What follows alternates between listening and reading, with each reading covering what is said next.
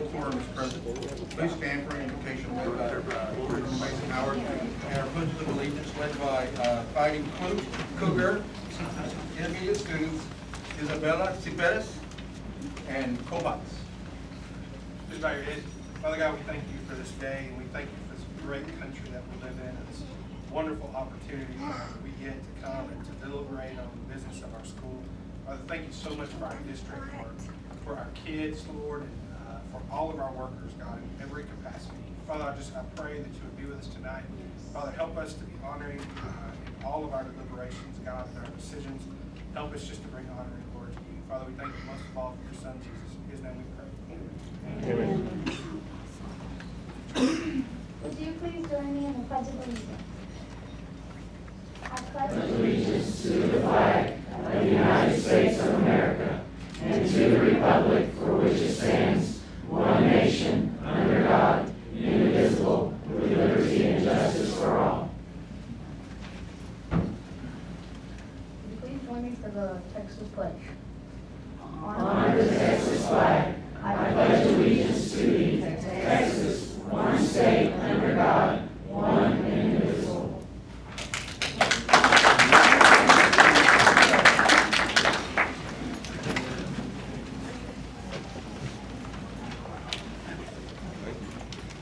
Great job, kids. Great fun.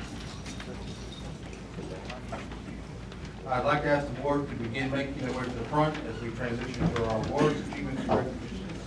I will now turn it over to Mrs. Harper. It is always my pleasure to bring the awards and achievements to Mr. Damien, Mr. Matthew, the board, staff, and our guests.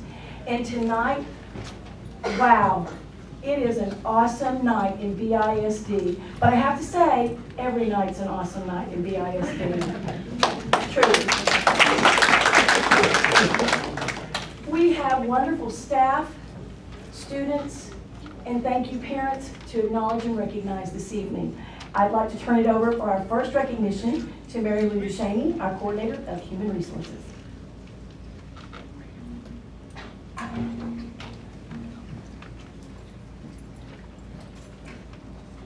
Good evening. It is my honor to present the Elementary and Secondary Assistant Principals of the Year for 2016. This prestigious award goes to the assistant principal that has been selected by his or her peers and supervisors. We have outstanding assistant principals in BISD, so this award does not come easily. This year's Elementary Assistant Principal of the Year, representing the great campus of A.P. Boyle Elementary, is Mrs. Jennifer Neighbors.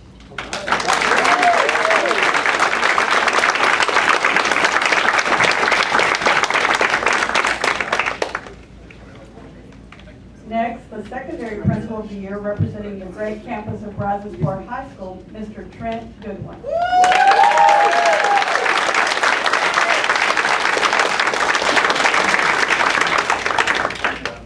Ms. Neighbors and Mr. Goodwin will be recognized with the Staff Recognition Dinner on May 12th for their outstanding accomplishments.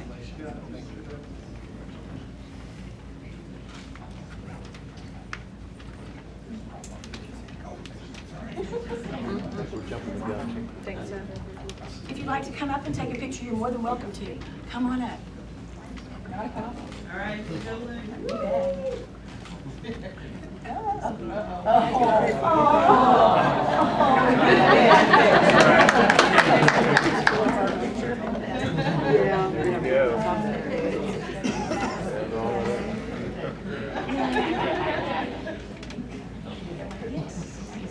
Thank you.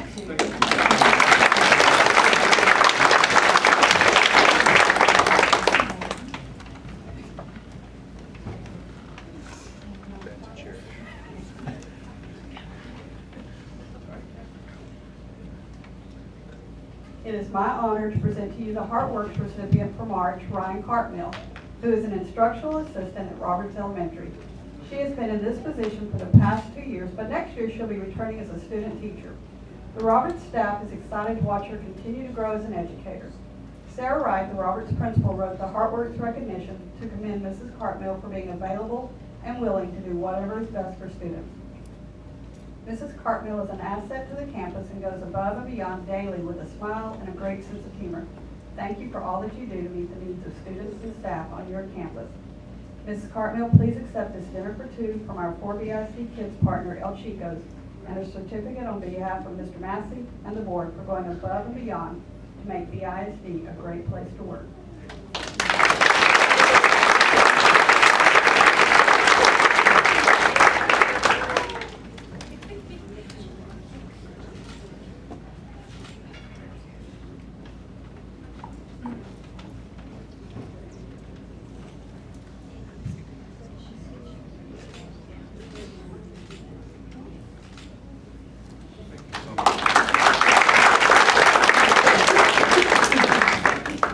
And I get to celebrate one more thing.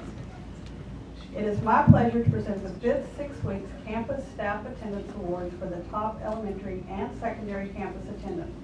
The top elementary campus with a staff attendance rate of 96.18% is O.M. Roberts Elementary. Mrs. Wright, would you come up and accept the award?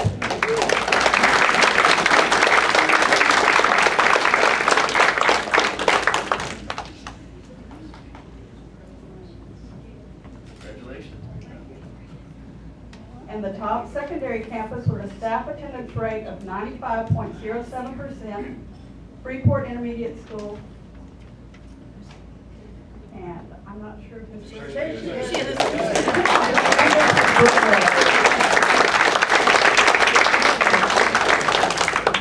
Congratulations to both campuses for your outstanding attendance. Like Daniel, after 5 weeks.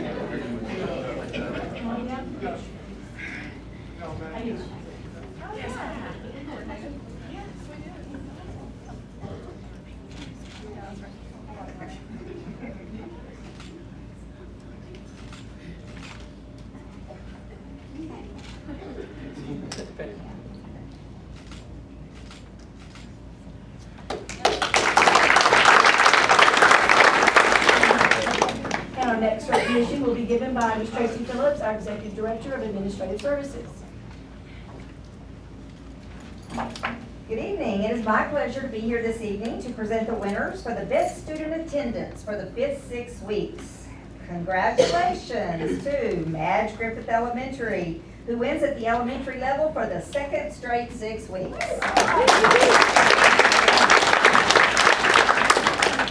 They are super proud of their 96.3% attendance rate. At the secondary level, Freeport Intermediate School wins again.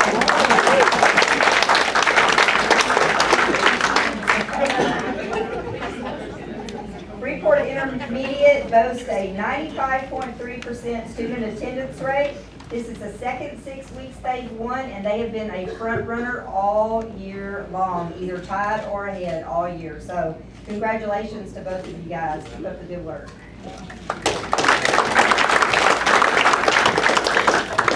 We are now going to start our student recognitions. Parents, after your student has been recognized, if you'd like to leave, you're more than welcome to. The children will come up and be recognized. We'll do pictures, and then they will exit down the center aisle.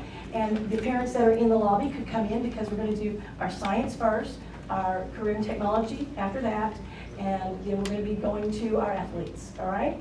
Our first, Jenna, is Jenna Clements. She is our coordinator of science.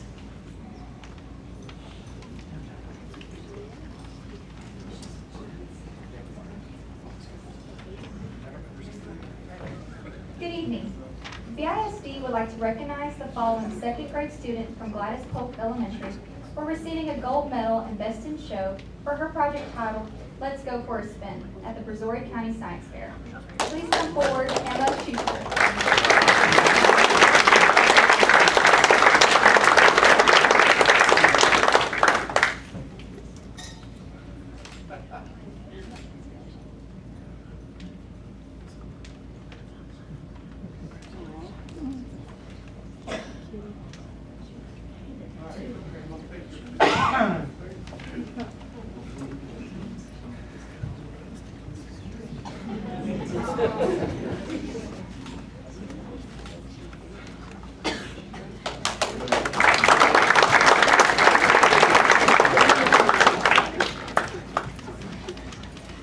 BISD is proud to announce another partnership with Dow and the 3rd year of participation in the Challenge.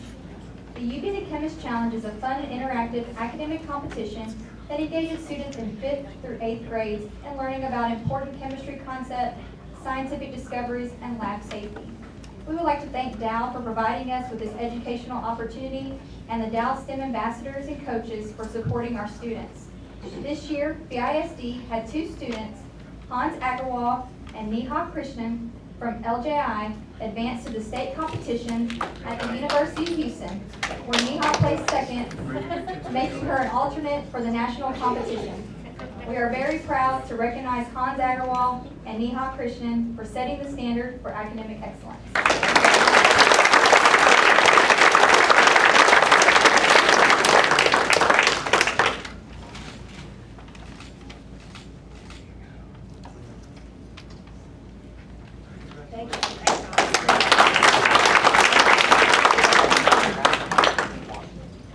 Science Olympiad is a cross-curricular, team-based, rigorous science competition that emphasizes problem-solving and hands-on constructivist learning practices. The Brazos Woods Science Olympiad team, coached by Dr. Terry Allen, and Lake Jackson Intermediate Science Olympiad team, coached by Ms. Lynn Robertson, prepares all year before and after school and requires a vast amount of commitment, knowledge, and skill. At this time, BISD would like to congratulate and recognize Lake Jackson Intermediate Science Olympiad team for placing first at regionals, and Brazos Wood High School Science Olympiad team for placing second at regionals, which earned them both the opportunity to compete at the state competition on April 21st at Texas A&M University.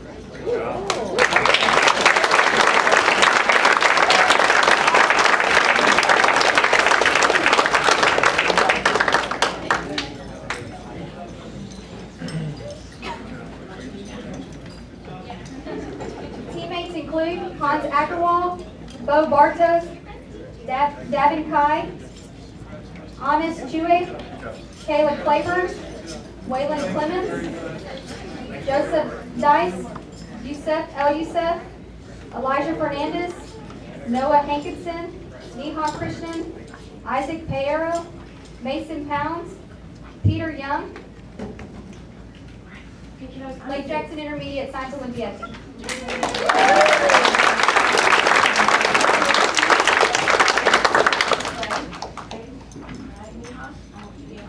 And Ms. Lynn Robertson, coach.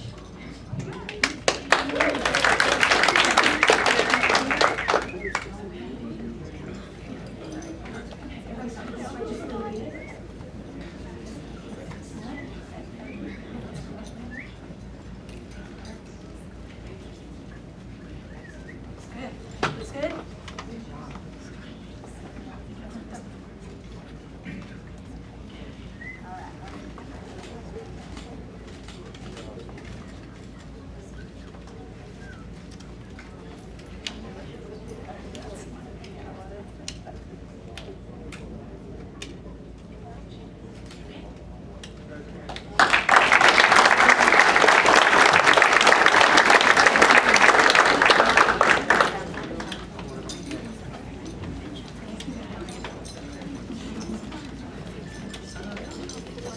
The Science Olympiad team from Brazos Wood High School, Thomas Allen, Riley Arnold,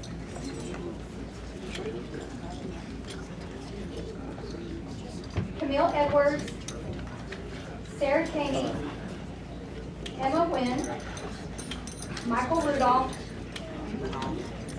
Caroline Salvatura, Jenna Sandiford, Jack Schreiber, Gundeep Singh, Zach Smolin, Claire Thompson, Colin Thompson, Brian Wayne, and Brianna Wayne.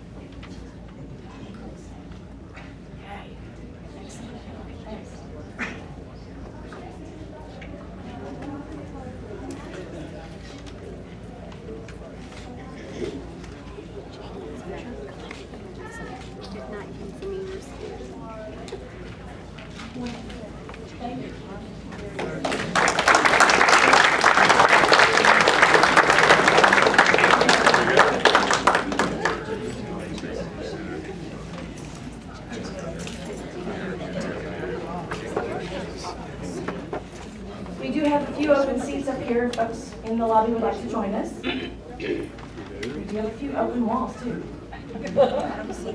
Now we have Ms. Jennifer Edenfield, our Director of Career and Technical Education, to do our CTE awards. So if you have a child receiving a CTE award, you might want to come on in. Ms. Edenfield?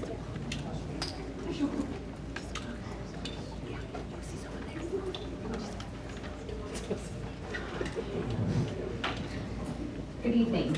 Tonight it is my pleasure to recognize a group of students and their teachers for the outstanding work that they have completed in their CTE student organizations. Without the dedication of both the students and teachers, these accomplishments would not have occurred. So without further ado, I'm going to begin with our newest CTE student organization, TAFE, which stands for the Texas Association of Future Educators. The TAFE organization has competitive events that offer future educators exciting, authentic opportunities to measure their creativity and skills against high standards and their peers from across the state. Brazos Wood High School students participated in competitions earlier in the semester and had 2 receive recognition at the state level. They are Megan Genry, she received a blue ribbon for Project Visualize, and Molly Redden, who also received a blue ribbon for Project Visualize.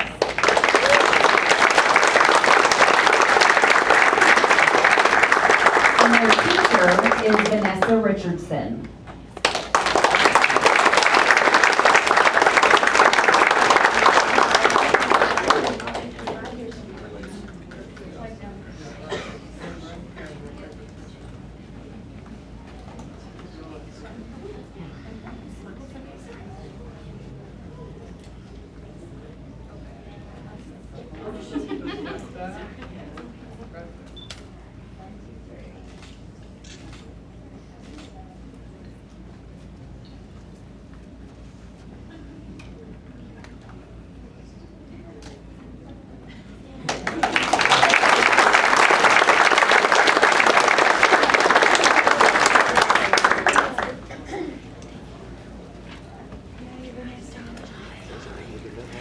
Student members from Brazosport High School's Texas High School Business Professionals of America, or BPA, chapter earned awards during the regional and state leadership conferences, with several of our students qualifying for nationals. The national level competition will be held the first week of May in Boston. Our first recipient is Rosa Meza. She had first place in regional fundamental word processing, third place in state fundamental word processing, and was a national qualifier. We also have Tatiana Green, who had the second place regional personal financial management, a state statesman torch award for exemplifying the standards set by Business Professionals of America, and a nationals recognition ambassador torch award.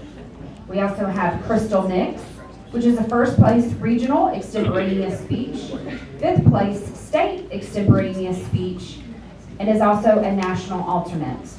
And their teacher is Miss Amanda Feedy.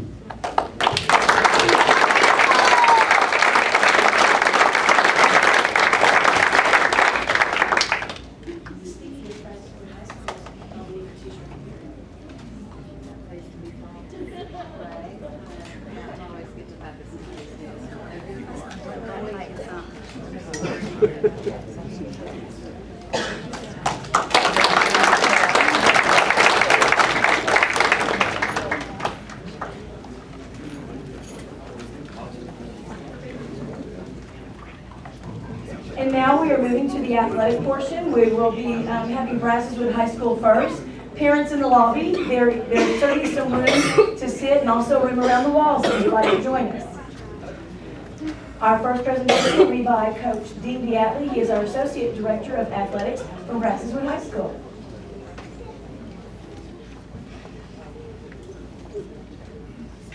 Thank you. First, I'd like to introduce our Brazos Wood swimming competition. Our swimming person who's been to the state. I'll get that out a little bit better. It is led by Robert Brown. He's at Friendswood, a junior high track meet tonight, so he's not able to be here. We have a senior high school swimmer, Molly Cutel. Sorry about that, Molly. She has represented BISD at the state meet for 3 consecutive years.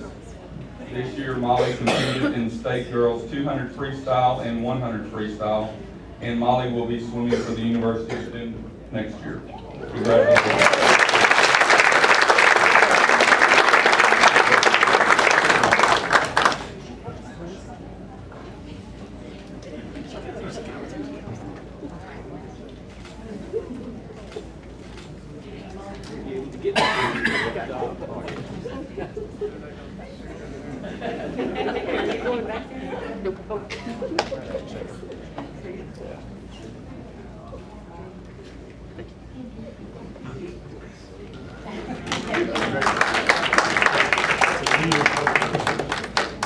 Next, we have our Brazos Wood girls basketball team. It is led by Coach Lindsay Longacre. She's on maternity leave right now. But first, we have Rochelle Velez. She's a senior. She was first team All-District and academic All-District.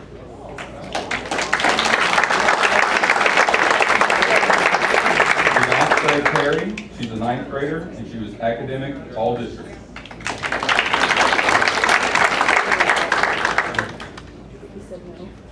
Next, we have Casey Washington, sophomore, or is this Yanni? I'm so sorry. We have Yanni Ware. She's a sophomore, academic All-District. Now we have Casey Washington, sophomore, academic All-District. Carter Jones, 10th grader, academic All-District. Hayden Harrison, 11th grader, academic All-District. Hannah Harrington, junior, academic All-District.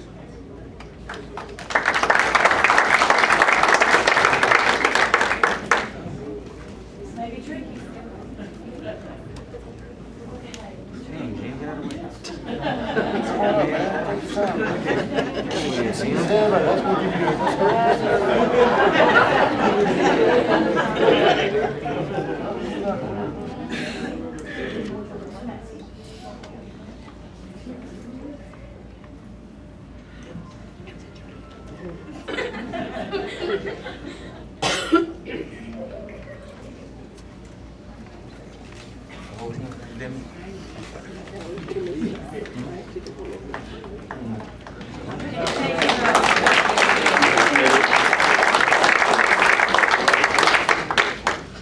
Next, we have our boys basketball team. This year's basketball team coached by Cliff Owens. We have 3 young men that will be represented tonight. First, we have Tim Samuels, a junior, 2nd team All-District. Connor Patton, a senior, Texas Association of Basketball Coaches academic All-State. And Matthew Parsons, senior, Texas Association of Basketball Coaches at academic All-State.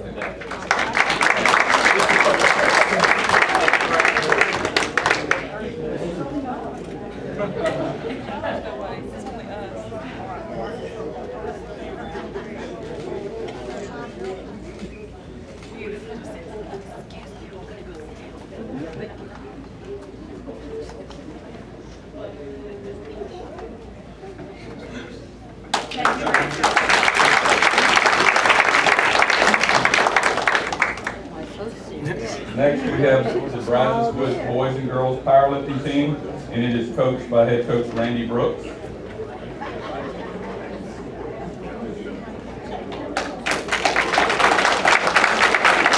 had 9 regional representatives, and tonight we have senior Jerica McDonald, a regional qualifier.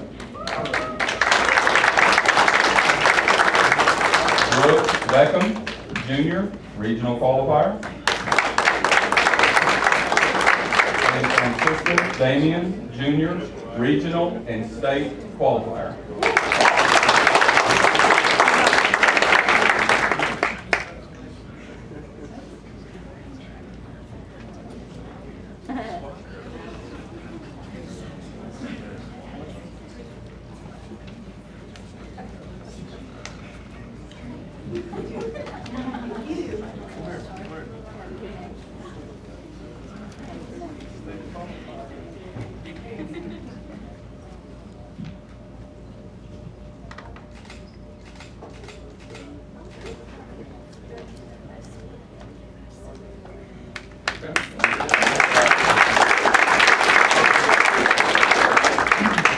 Next, we have our Ladybug soccer team. They were coached by Coach Scott Smithy.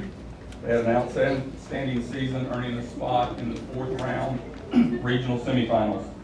Those team members are junior Kristen Gonzalez, 2nd team All-District.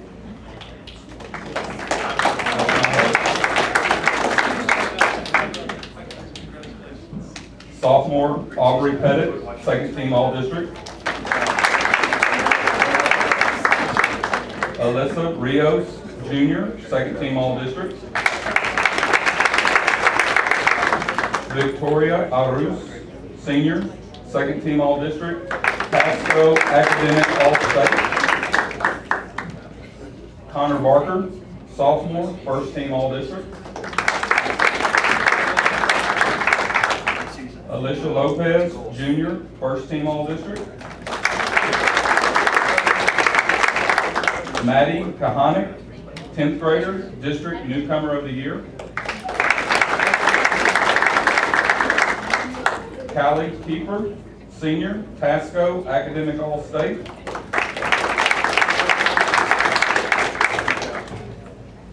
Alexia Pump, 12th grader, 1st team All-District, Pasco Academic All-State. And Allie Snow, senior, 1st team All-District, Pasco Academic All-State.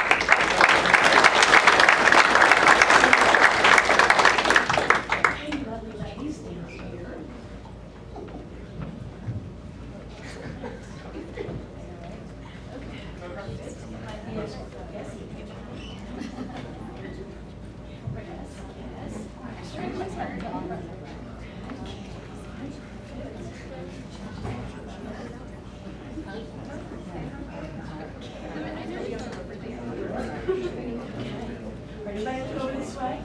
Oh, wait, we've got everybody.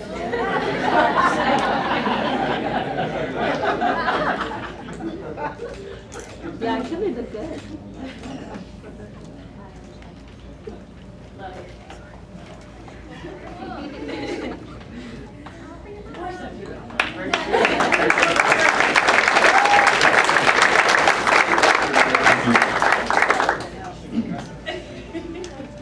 Next, we have our Brazoswood boys soccer that was a playoff team this year.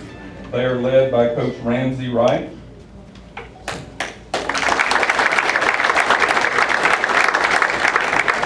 First, we have Kenneth Almendares, a sophomore, 2nd team All-District.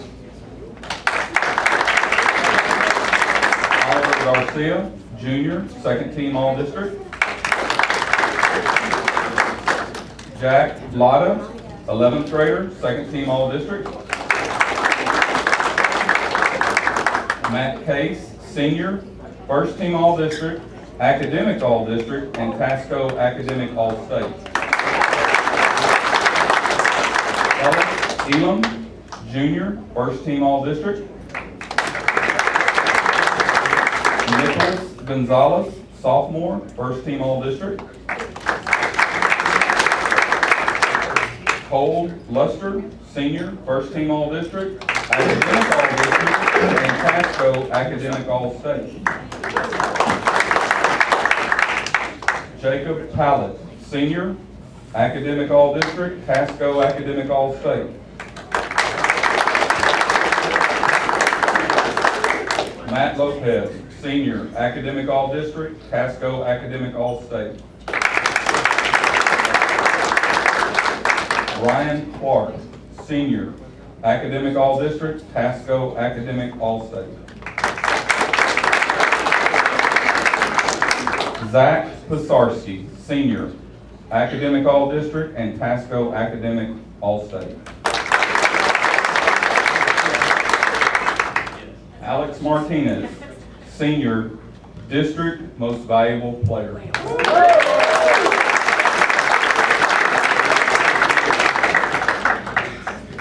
All right, gentlemen, this will be tricky.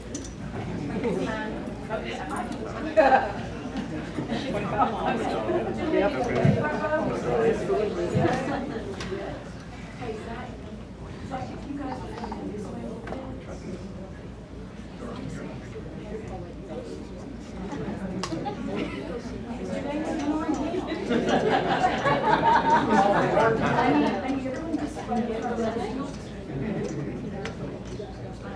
the boys are used to this.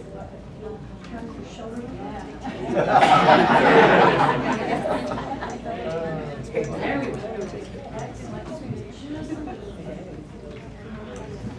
Can we see this, guys?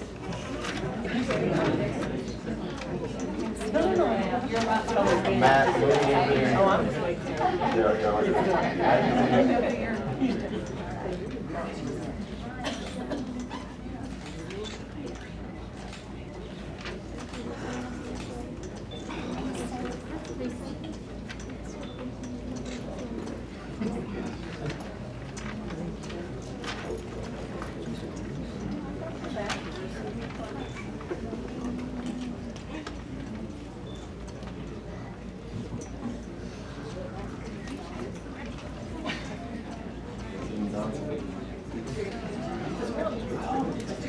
Down in front.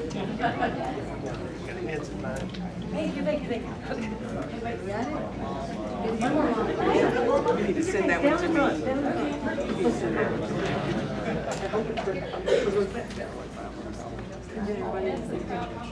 There you go. Poor Jacob.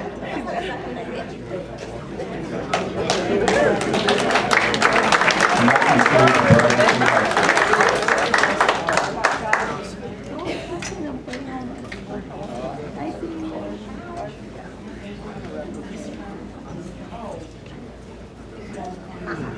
It's my pleasure to introduce Ben Rudolph, the Associate Athletic Director from the Brazos Port area.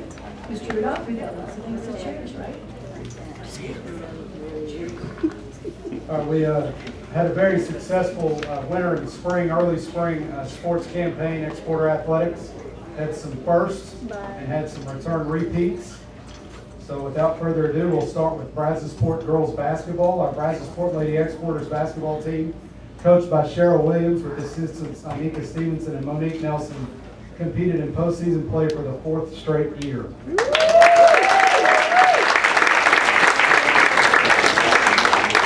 This year they earned the title Regional Quarterfinalist recognition. They were also our district champions for the 2nd straight year.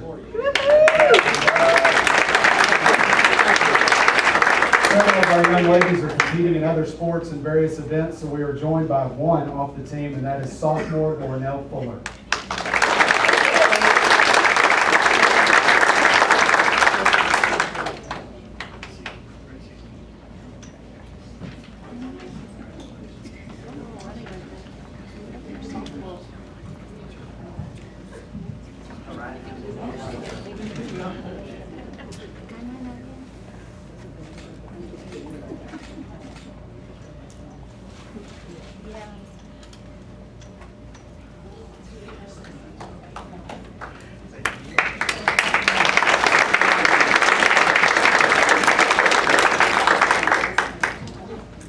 Next, we'll have our Brazos Port boys basketball. The Exporters, coached by Mr. Andre Waddle, were named District 28 4A co-champions, and in postseason play won their 4A Region 4 area championship.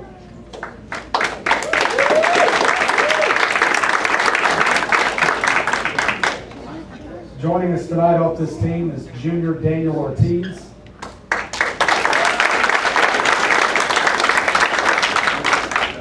Senior Robert Vasquez.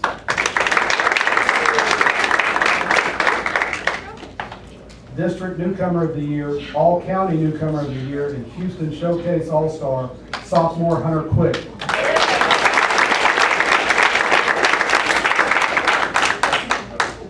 All-District First Team, Second Team All-County, Senior DeQuavius Dean.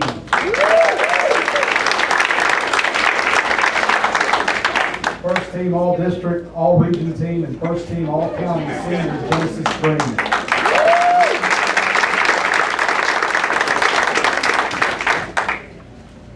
These are your area champion Exporter basketball team.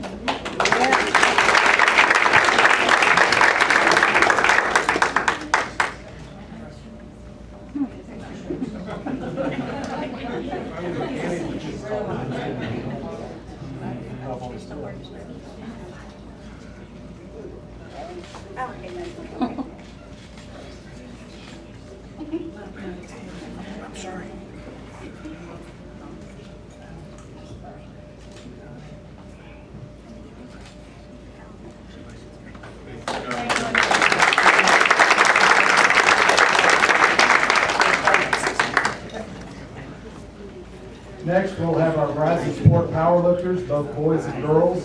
Exporter powerlifters coached by Bradley Nelson competed in regional and state competitions. Those competing, we have Jaden White, who is a state qualifier this season.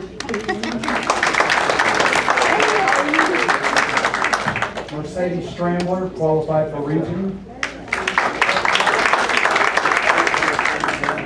Nakira Darthard.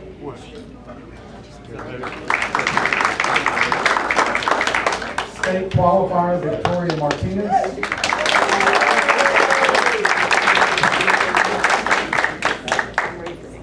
Regional champion and state qualifier Jordan Bustillos.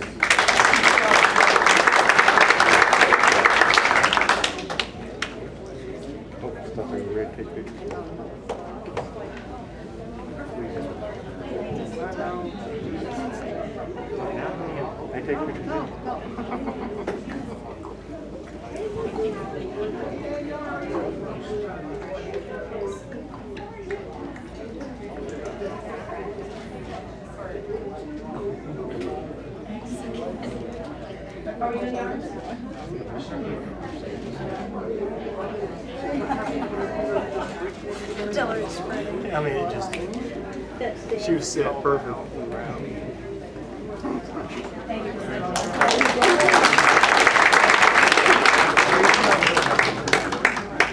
Representing our boys team, who finished second in regional competition as a team, Juan Mendoza, freshman. Zach Nieto, sophomore. Adrian Aloiso, junior. Sophomore Danny Marquez. Junior Antonio Williams. Junior Gilberto Chavez. Senior regional champion and second in state, Jonathan Cardenas.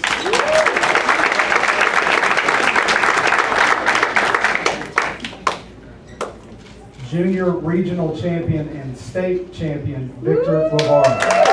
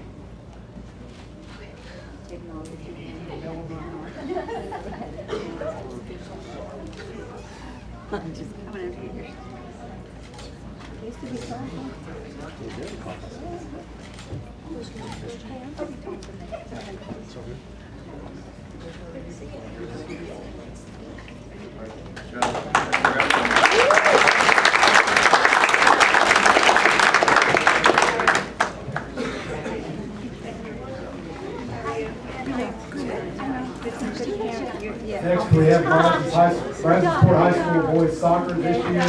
The Exporter boys soccer team coached by Severio Martinez Jr. were regional quarterfinalists with one player earning an individual academic award. Representing the team tonight, we have senior Eric Covarrubias, Antonio Gonzalez, Fernando Serrano, Jesse Arredondo, Miguel Arroyo, Zach Ramirez, Jose Blanco, Kevin Polson, Mendoza, Emmanuel Ochoa, and Sergio Medrano.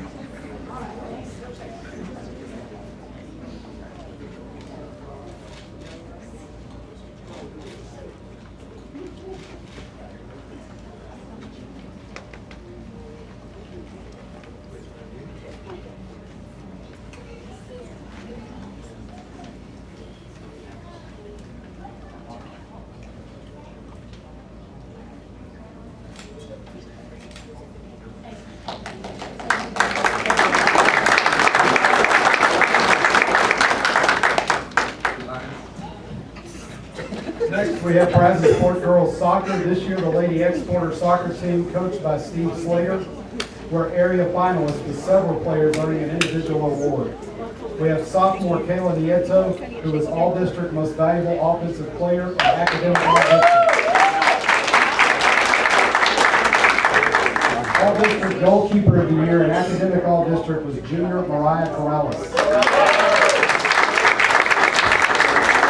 First Team All-District and Academic All-District sophomore Trinity Hernandez.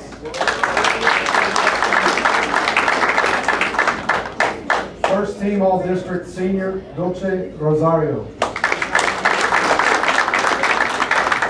Second Team All-District and Academic All-District junior Kylie Sanders. Academic All-District and Academic All-State senior Crystal Ramos. Academic All-District, Academic All-State, Senior, Guadalupe Robledo. Academic All-District and Academic All-State, Senior, Danielle Arroyo. Also joining the team tonight is Alex Cruz and Yahada Segovia.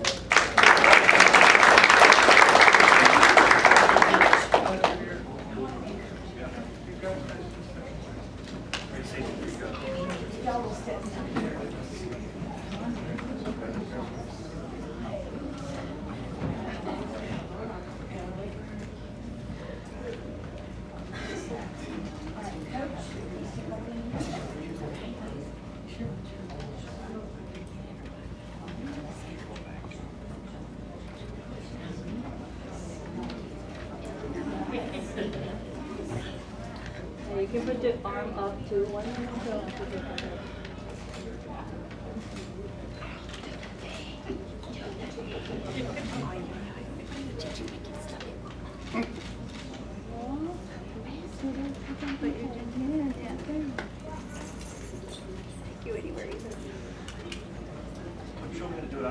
Come on, I'll go. Let me go show you how to do it. See? And then with this.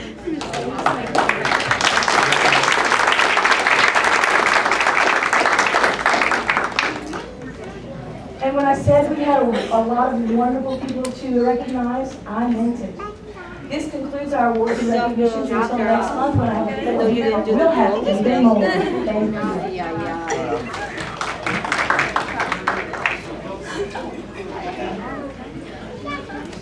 Thank you.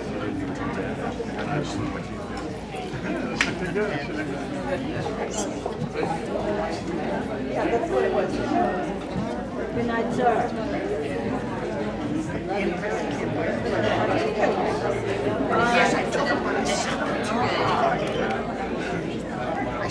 I don't have the evidence.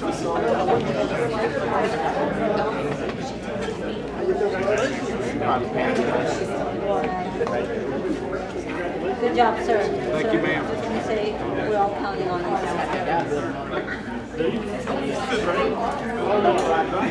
Love the jungle. No offense. What are you talking about? My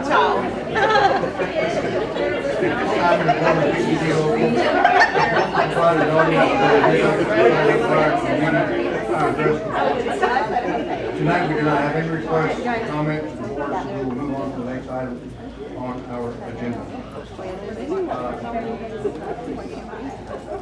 Executive session. The executive session may be called for purposes permitted by the Texas Open Meeting Act, Texas Government Code, Section 551.001 to 551.146, Section 551.071, consultation with attorney, Section 551.074, personnel matters, appointment, employment, evaluation, reassignment, duties, discipline, dismissal, complaint.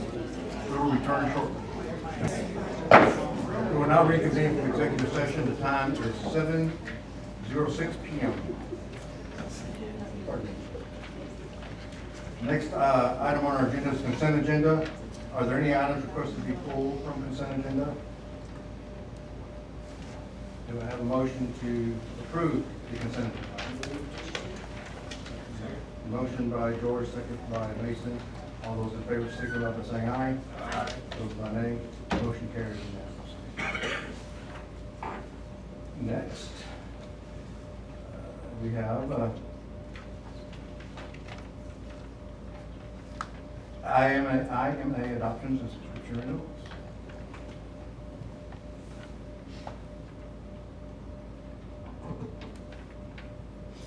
Well, good evening. In accordance with EFAA legal and local board policies, the Curriculum and Instruction Department would like to provide information on the instructional materials allotment and recommend for purchase the following resources for student use in 2016-2017.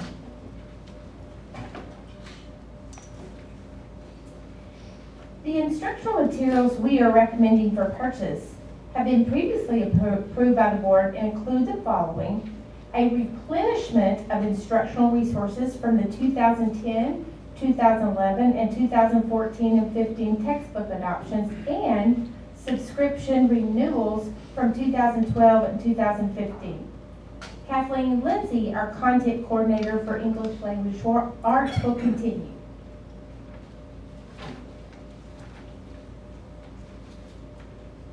The first item for purchase is for reading resources for grades kindergarten through 12. These Horton Mifflin Harcourt reading materials were approved for adoption by the board under Proclamation 2010. The adoption has now expired, and the next adoptions have been postponed until 2018 and 2019.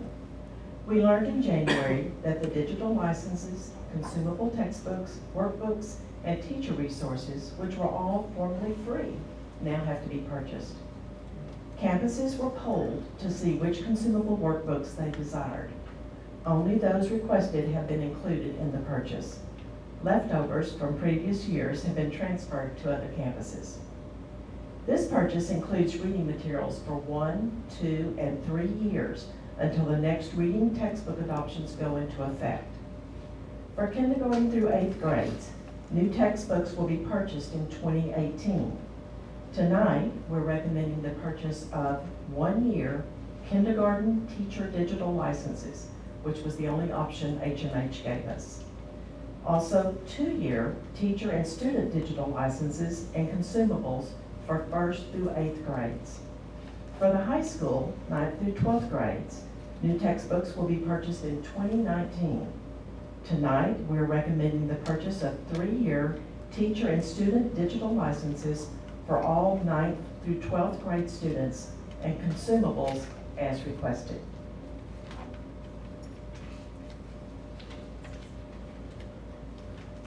The next ELA purchase we are recommending is for Zanger Bloser spelling and handwriting consumable textbooks. These materials were approved in 2011. This is an annual purchase for 1st through 3rd grades. In 2014, the board approved the HMH purchase of 2 years of print consumable resources and 8 years of digital resources for K-8 math and science, with the anticipation of our district implementing 1-to-1 at all grade levels. Grades 5 through 12 and 3 elementaries will be one-to-one next school year.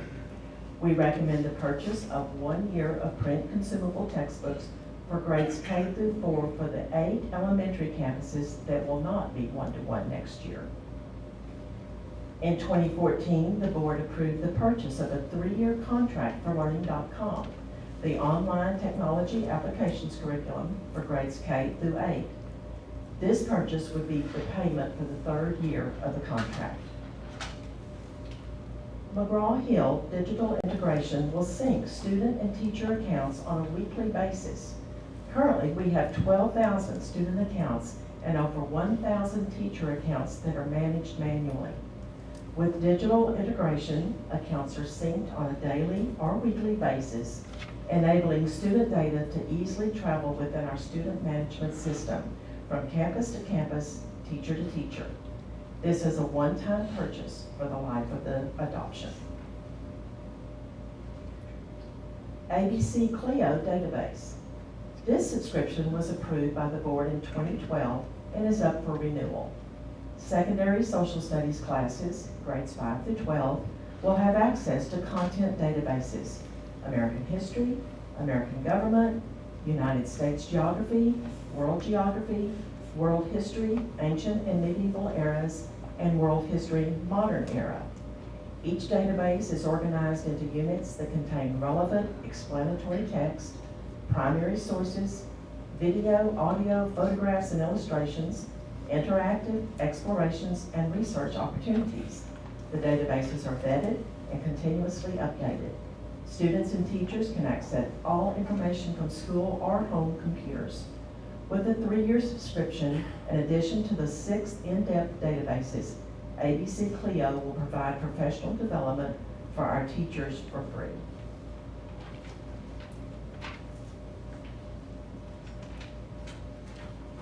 Thank you, Kathleen. And finally, I have the opportunity to present the renewal for the TEACS resource system. The TEACS resource system is our district-wide curriculum management system that organizes the Texas Essential Knowledge and Skills, which is our state standards, into workable units of instruction. You may recall that we provided a board workshop in November in which you actually engaged in activities to explore the TEACS resource system. Here's what the TEACS resource system does for our teachers. It provides a unified understanding and pacing for the K-12 4 core areas: English, language arts, math, science, and social studies. It supports alignment across the district, providing all students with an opportunity to master all the required knowledge and skills. It provides in-depth detail on state standards for new teachers, teachers who are new to a subject, and teachers whose TEACS have changed, and they are always changing. It helps provide consistency for our mobile student population, so no matter where you move in our district, students are on pace with the same instruction. It encourages collaboration among teachers and across campuses, and most importantly, it affords an opportunity for the professional learning communities to engage in common interpretation of our complicated standards. Beyond the benefits for the TEACS resource system, also it offers our parents an opportunity to understand the Texas Essential Knowledge and Skills. Parents can simply log on as a guest to view the same components of the TEACS resource system as our staff. Allow me to show you some additional features of the TEACS resource system. By searching the resources available as a staff member, the TEACS resource system takes the mystery out of what we're teaching our kids. But searching as a guest, the TEACS resource system provides parents with the why, the how, and examples and or illustrations for all content areas so parents and teachers alike can better support their students at home. Additional features included with our TEACS resource system subscription are professional development and support for teachers in developing lessons. Lessons designed to match the requirements of the state standards. Here you see an example of the state standards and the clarifications from TEACS resource system. The black font is provided by the state. The blue text is additional information, definitions, and examples that help break down the information into easier to understand bits of information. Tonight, the administration recommends the board to approve the purchase of the instructional materials and subscriptions in the amount of $562,605.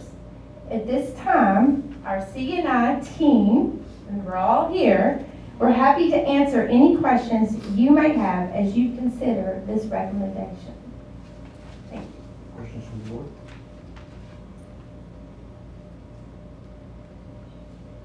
I know all about it, I don't need this. I move that we approve the purchase of the instructional materials and subscriptions presented in the amount of $562,605. Thank you. Motion by Patty. Second. Second by Scott.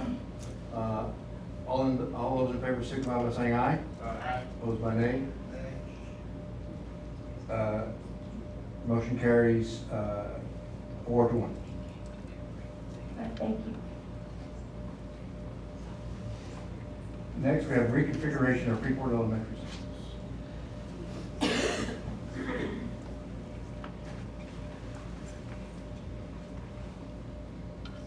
Thank you. According to board policy CCA legal and district goal, BISD will provide rigorous and relevant learning experiences to ensure that every student is future ready. It is my pleasure to present a feeder pattern proposal. The current configuration is Fleming Elementary is a pre-kindergarten, kindergarten, and first grade campus. Long Elementary is a second, third, and fourth grade campus. Velasco remains currently a pre-kindergarten through fourth grade campus. The numbers at the top of the schoolhouses are their current enrollment. And then, of course, we have Lanier for 5th and 6th grade, Freeport Intermediate that serves 7th and 8th grade, and Brazosport High School that serves our 9 through 12 students. The 2014 bond referendum called for building an elementary school on the Jane Long Elementary site with a capacity of 750 students and closing Fleming Elementary. The new campus will be a pre-kindergarten, kindergarten, first grade campus for the feeder pattern. Velasco will be a second, third, and fourth grade campus for the feeder pattern. The student capacity of Velasco is 750 students, so it will be able to house the projected 734 students with minimal adjustments. The entire feeder pattern would be like it is now, beginning in 5th grade for students. 90% of our students in this feeder pattern are economically disadvantaged. We know an early childhood focus is critical to their success. Students must learn to read and be ready for the next grade level. What we have seen in a pre-kindergarten through 4 design is more attention, intervention, and resources are given to the 3rd and 4th grades, because that is the grades that take the state exams and carries the TEA accountability ratings for the campus. The proposed grade reconfiguration allows for an early childhood focus, more teacher resources available geared towards individual grade levels, support staff benefit from a narrower grade span, increased opportunities for shared resources and collaboration. No attendance boundaries help support our high student mobility rate. The narrower grade levels also allows more targeted and specific interventions and enrichment. We have met with and received feedback from teachers and staff at all 3 campuses, administrators, our District Educational Improvement Council, and held a board workshop. Fleming, a pre-K-1 campus currently, has shown significant learning this year, and I'd like to share a video with you.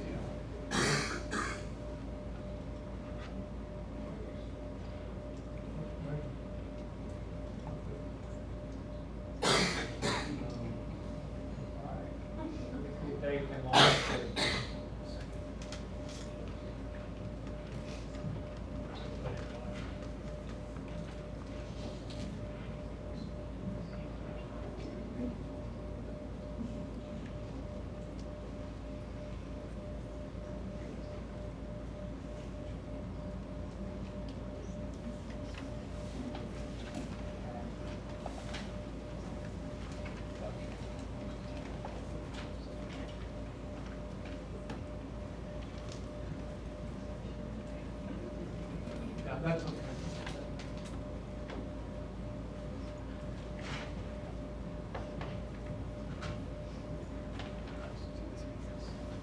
Relaunch it, Dave, please.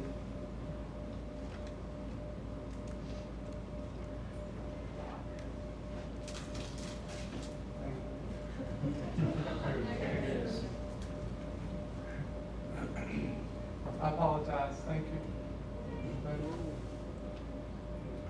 We're good, David. We're gonna pass it.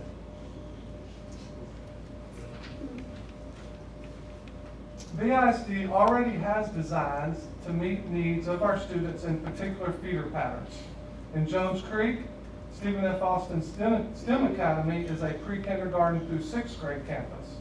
Include Intermediate serves students in grades 5th through 8th. At Brazoswood High School, we have the H.E. Markham Freshman Center. We have a great opportunity to reconfigure a feeder pattern to meet the needs of our students with the implementation of the 2014 bond voters passed. A new state-of-the-art 86,000 square foot campus with the capacity for 750 students for approximately $20 million is scheduled to open in August 2018. Design and planning meetings are scheduled to begin next month. The administration recommends the Board of Trustees approve the new campus built on the Long site to serve pre-kindergarten, kindergarten, and 1st grade students for the current feeder pattern. Velasco Elementary to serve students in 2nd, 3rd, and 4th grades for the current feeder pattern. I'm happy to answer any questions you may have at this time. Thank you. Am I understanding the results from Fleming and Long currently are showing an increase in learner scores or learning abilities of our kids?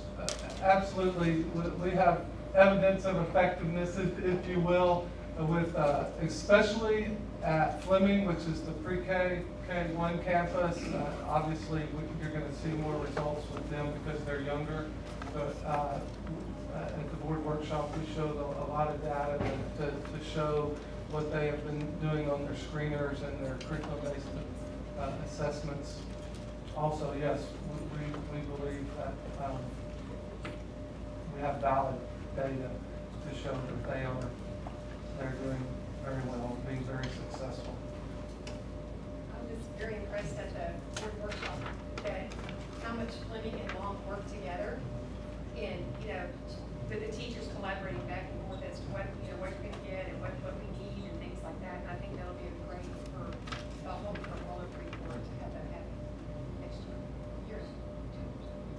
Not this next fall. I wanted that. And I thought that was really cool because the teachers were just on fire and talking about how they were collaborating in the meeting, and it was really cool. I think that I wish that y'all could have seen the video. It was good. Lots of good discussion. Posted on the website. On the website. And Fleming is also a one-to-one device campus, so they have a device for every child at that campus, and they use them better than any of the other campuses. It really proves that they truly are digital natives. I mean, they're 4, 5, and 6 years old at that campus, and many of them are non-readers. I mean, they're learning to read still, and they just take to those devices. And again, I know several of you have visited out there and commented on it, so thank you for actually going down and seeing it for yourself. I got to work meet the teacher night for spring at Fleming, and I was actually there helping with the foundation, but my little table and my stuff was parked outside the library door, and the energy level was just like, woo, to get used to that. But every kid that went in there said, go to the library, I need to go to the library. So they were all running in the library, and they were getting on all the devices and stuff and showing books, and every single child went in that library. And so I could just see the excitement, and it was very eye-opening and very cool. amazing job. Amazing. Yeah, I've got to give kudos to whoever really initiated this idea, because the timing with the construction of the new school is tremendous. It actually allows us now to build a campus specifically for the needs of that age group and really focus the learning environment. And so, it's a good thing for the district. It's a great thing for the students in Freeport, in that area. As you mentioned, 90% ECOD. So, the best thing we can do for those kids is give them an education. And I think this is a huge step in that direction for those students. So definitely have to applaud y'all for coming up with that idea, and the timing. You couldn't ask for better timing to do something like that. So thank you. I'm just, again, in support of it. I agree. I think this is a great timing, great opportunity for us to rethink that feeder pattern, and I think it's a long run for a lot of students. So I move to approve the recommendation as stated. Motion by George, second by Patty. All those in favor signify by saying aye. Aye. Opposed by nay. Motion carries unanimous.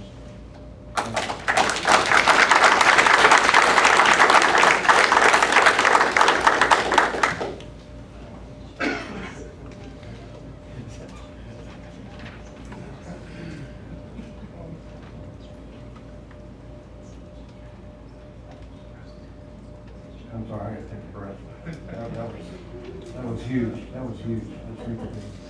But I'm sorry. One comment. What I like about it is we're building on, like you said, valid, proven data of our students. And like George said, kudos for thinking out of the box, so to speak, and doing what's right because it's the right thing. Increase of student management support.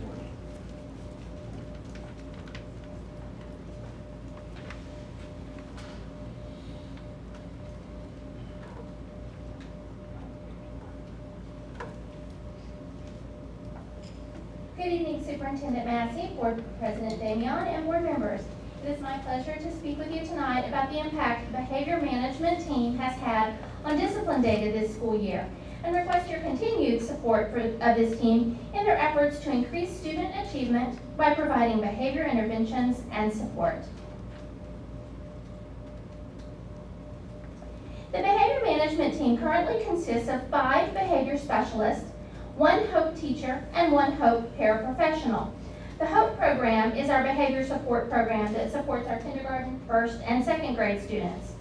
Since this behavior management team was formed and began supporting campuses in August, they have initiated a tiered system of support that addresses multiple needs as listed on this slide.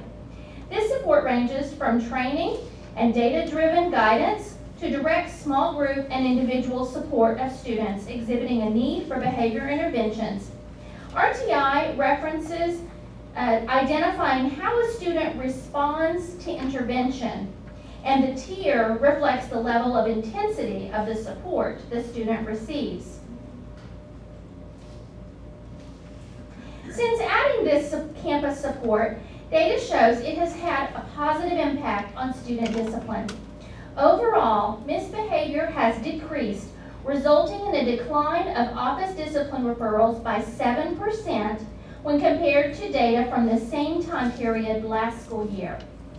Decrease is most significant at the high school level, where other supports such as safety specialists were put into place as well, with an incredible 22% decrease in misbehaviors that result in office discipline referrals at the high school level. Consequently, there was a correlated decrease in in-school suspensions, out-of-school suspensions, and disciplinary alternative education assignments. In addition, there is evidence that the support students receive following an assignment to the DAEP has decreased their likelihood of repeating misbehavior that leads to returning to the alternative school. Of students assigned to the DAEP this year, 25% fewer have returned to the Lighthouse Learning Center during the school year than compared to last school year. The final bullet reflects the positive impact the behavior management team has had on our program that supports kindergarten, first, and second grade students with behavior challenges. In the fall, behavior specialists began oversight of the HOPE program, and a restructuring of this program allowed the 2 staff members to see 33% more students through a decentralized inclusive model. Not only have they served more students, but the outcomes have been more positive. Feedback from campus staff has been favorable as well. This slide displays some feedback we have received this school year from elementary school staff. I would like to read just a few of these to you because they are powerful testimonies of the impact the behavior specialists have had. My life, this is from a teacher, my life is much easier and more supported with a behavior specialist. Another comment, student behavior has improved tremendously.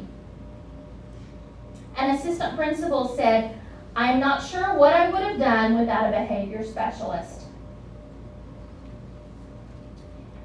One of the principals made a comment about the HOPE program and said, HOPE empowers teachers and gives them tools they need to get control of the situation.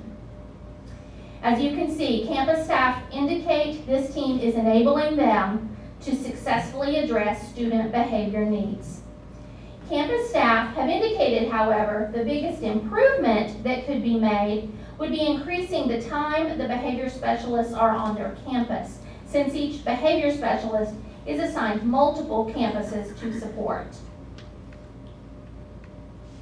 Secondary staff communicate they have been positively impacted by the support of this team as well. A comment from a teacher, our behavior specialist has impacted the overall morale of our campus. A counselor commented, our behavior specialist provides a needed layer of support for those students who would have otherwise been sent off campus. Another comment from, I think it was from a counselor, I'm trying to remember, I'm looking at the slide, the work of our behavior specialist has done is invaluable. And another comment, work is paying off and improving student behavior. Clearly, the data and the testimonies reinforce the value behavior specialists have brought to our district. But again, the biggest barrier to behavior specialists having an even greater impact is that they each serve multiple campuses. For this reason, we are requesting your support of an additional behavior specialist position so we can reduce the number of campuses each member serves and increase their ability to support campus staff and students. Therefore, it is the recommendation of the administration that the Board of Trustees approve an additional behavior specialist position to aid continued efforts to increase student management supports on campuses as well as enhance student learning and academic performance. I'll be happy to answer any questions at this time.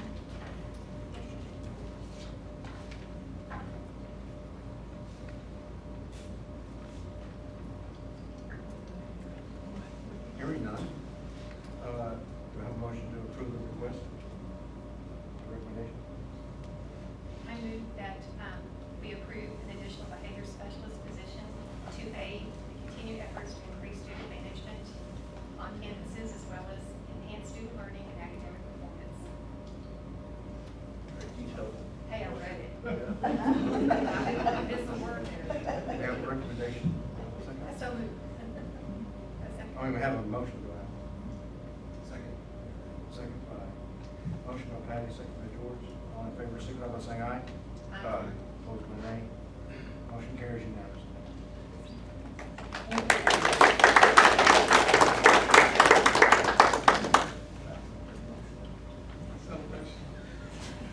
Next, the breakfast and lunch meal process for school year 2016.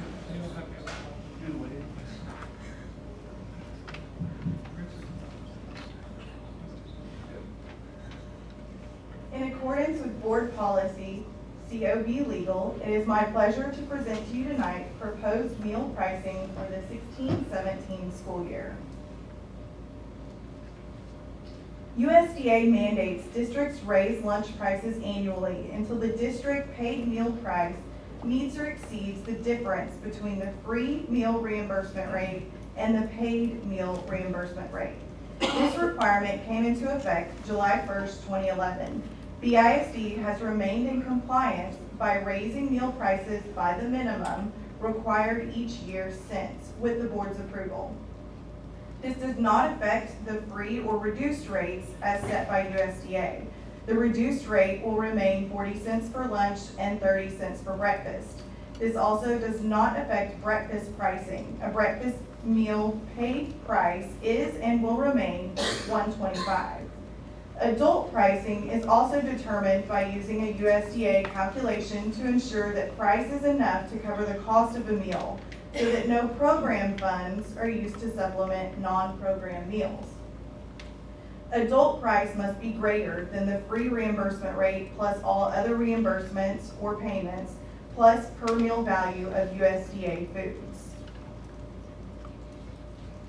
This calculation shows that we will need to increase our prices for school year 16-17 since our average weighted price for this year is $2.29, and that is below the required $2.78. In line 1, you can see that the average weighted price is calculated by multiplying number of meals served for October 2015 by current pricing for each grade group. Line 2, because $2.29 is below the $2.78, as seen in slide 1, we have to use the paid lunch equity tool as per USDA. We determine the required average price for 16-17, which is $2.42. However, we are allowed to round to the nearest 5 cents, which is $2.40, as you see on the slide. Line 3 shows the difference, which is 11 cents. Again, we are allowed to round down as long as the remainder is carried into the next year. So our required increase would be 10 cents with 1 credit carried over to the next school year. We do not anticipate that this increase will impact our student participation. Elementary student paid price would increase from $2.15 to $2.25, and secondary paid pricing would increase from $2.40 to $2.50. In comparison to surrounding districts, we would still remain lower than most. To comply with the USDA mandate, it is my recommendation that the board approve meal pricing as presented for school year 16-17. I'll be happy to answer any questions.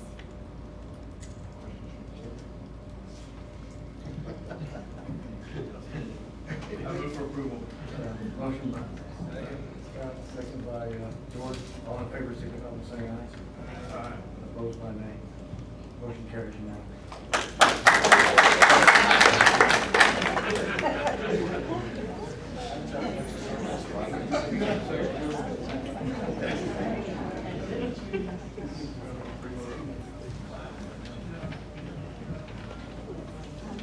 Distinguished accomplished teachers.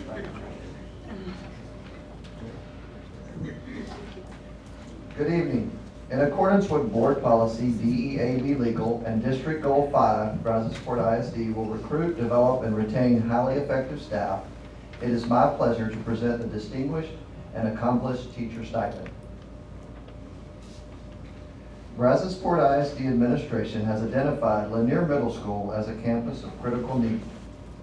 Lanier Middle School has experienced extremely high turnover rate during the last 7 years and continues to have challenges.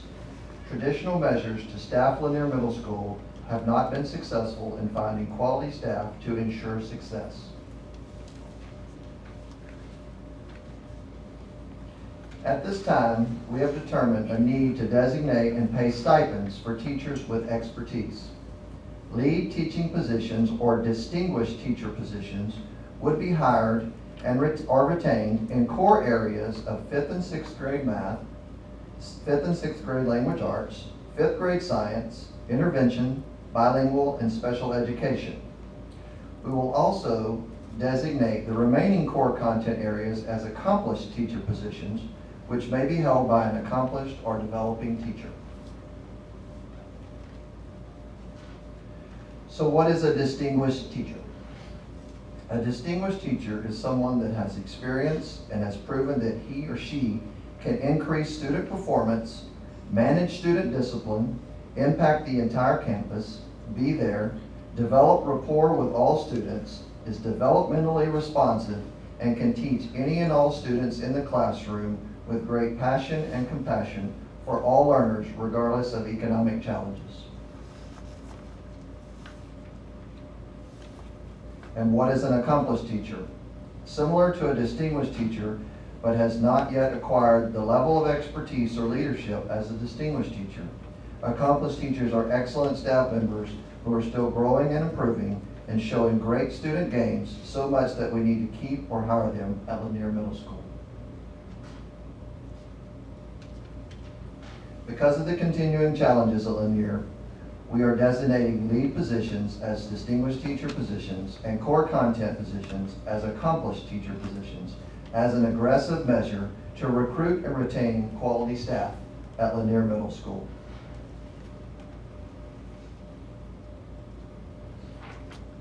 The administration recommends that the Board of Trustees approve the distinguished teacher stipend of $10,000 and the accomplished teacher stipend of $2,000. The estimated maximum cost to the district is $120,000 annually. I'd be happy to answer any questions you have at this time.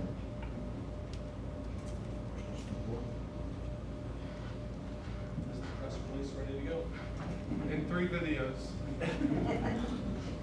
I move that we approve the distinguished and accomplished teacher stipends, distinguished at $10,000 and accomplished at $2,000.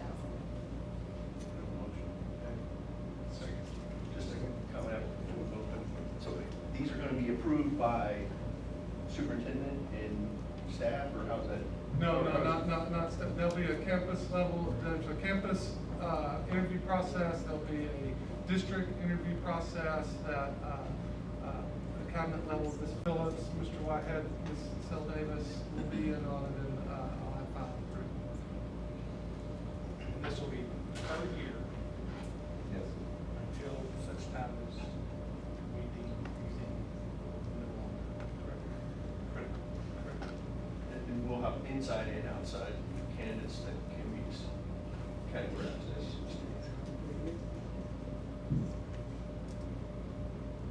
Yeah, again, just another step in the right direction to address deficiencies and areas where we need to address and benefit of the students of Freeport and Lanier specifically. I think, for a clarifying question, where I think I read, when I was reading this, it's a name of a role that even after Lanier gets not critical, it's still something that the district needs to re-engage or bring these roles up, that we can use them again. Certainly. Wherever the need is. By identifying a campus as a critical needs campus, certainly we can use them. Absolutely. We hope not to. We have motion by Patty, second by Mason. All those in favor, signify by saying aye. Aye. Opposed by nay. Motion carries unanimously. Where's the class?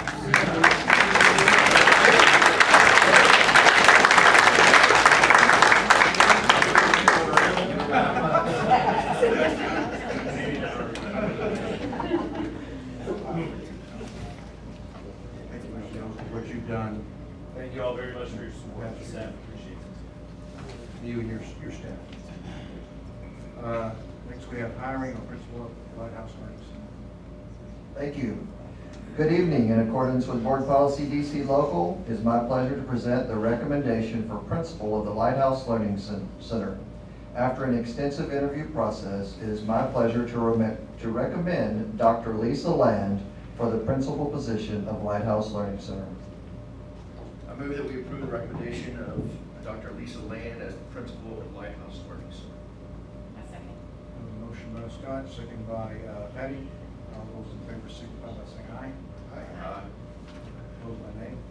Motion passes unanimously. Congratulations.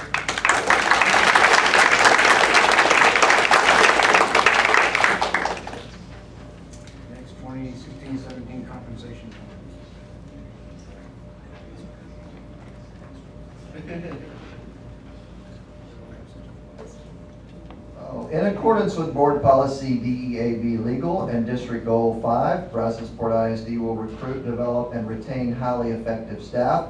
It is my pleasure to present the recommended compensation plan for 2016-2017. Board, if you could please refer to the compensation plan attached in Board Book as we review the major revisions recommended for the 2016-17 school year. These changes include increased pay for all employees, increases in stipends for critical academic areas, and increases in stipends in athletics and fine arts.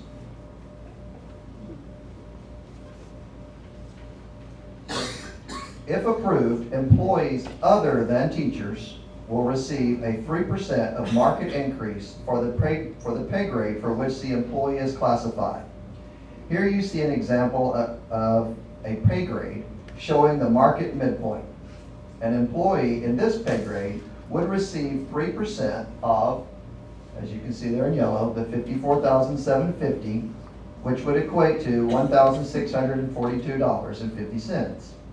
This is the process that's applied throughout each pay grade listed in the compensation plan to determine the increase for all employees other than teachers.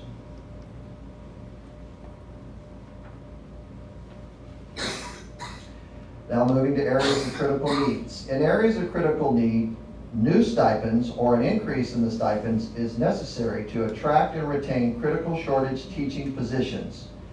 Currently, bilingual stipends are $3,000, and we are recommending increasing bilingual to $4,000. Additionally, we are recommending adding a stipend for high school math and science of $3,000 and a 7th and 8th grade math and science stipend of $1,500. These stipends ensure BISD is competitive with hiring and retaining these critical shortage teaching areas.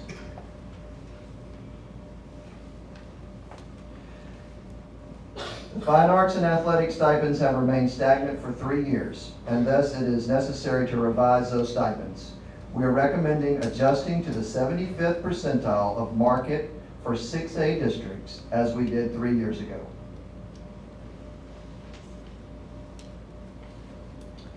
Finally, teachers' pay is recommended to increase 3% of market, or $1,650, plus adjustments at years 11 through 26 to better align BISD to be more competitive at all stages of teacher pay. This adjustment allows BISD to hire and retain teachers at all experience levels, and with the additional stipends presented earlier, would afford BISD excellent recruitment and retention opportunities.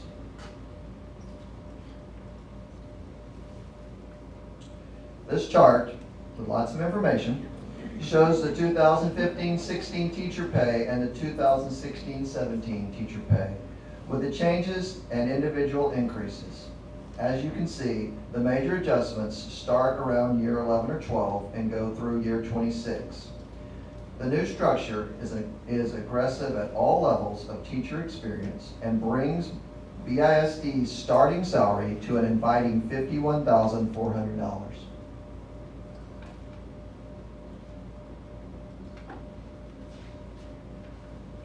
Making these adjustments presented would cost just under $3 million.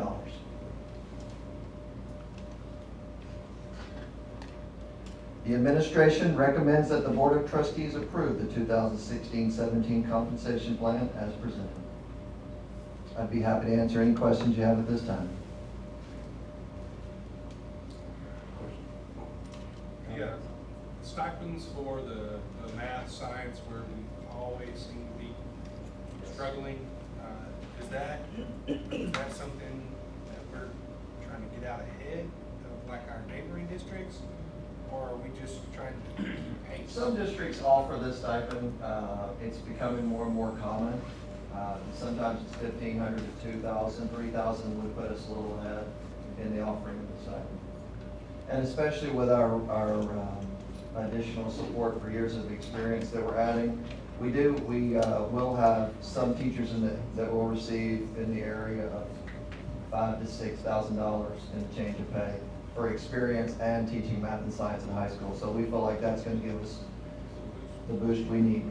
Absolutely.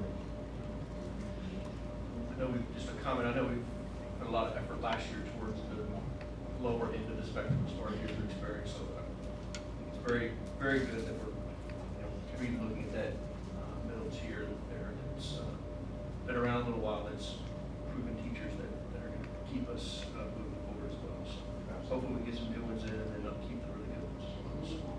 So I like that piece. I recommend approval of the compensation package as presented. Second. Have a motion by George, second by Mason. All in favor, signify by saying aye. Aye. Opposed by nay. Motion carries unanimously.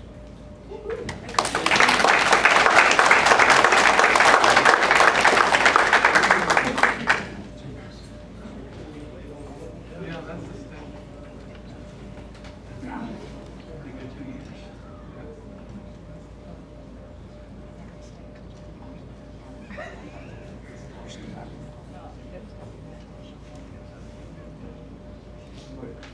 It took us 10 years to get to where we are. Now, this is how long it's been since we were on the line. So, a lot of years. Since 2011. Yeah, I think because of the formality of the meeting, we're trying to contain ourselves here, but I think it is certainly worthy of celebration.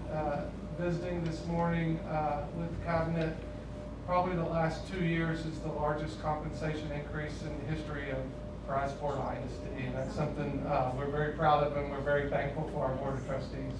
Thank you for all.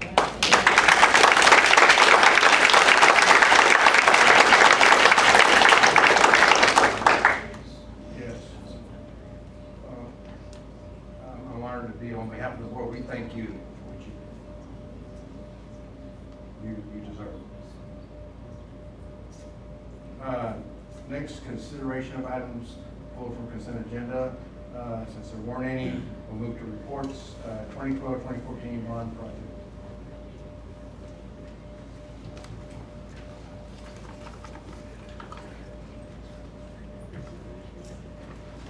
Good evening. In accordance with Board Policy CB Local, it is my pleasure to present the 2012 and 2014 bond. As of March 14, 2016, total POs issued of $29,647,061, or approximately 73.57% completed or in progress. This is my next to the last time. You've seen these pictures before, but it still looks like this, and they're still using it. The crack that developed where the new drain was installed will be repaired by Progressive Commercial Aquatics the first week of May and will take approximately 2 weeks. As previously reported, the crack was temporarily repaired and the pool has been available for use by students. As of March 14, 2016, total POs issued of $31,154,532, or approximately 17.8% completed or in progress for the 2014 bond. Current bond project of the new linear gymnasium, the new Boyle Elementary School, Polk and Griffith classroom additions and new gymnasiums, and the 2014 bond package A summer projects, which will be underway very soon.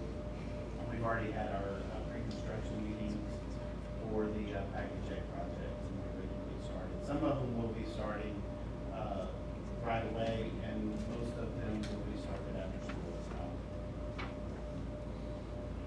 The new Lanier Middle School Gymnasium, it's going very well. It's still scheduled for completion in May of 2016, though it's probably going to be the latter part of May before we're completed and have our certificate of occupancy.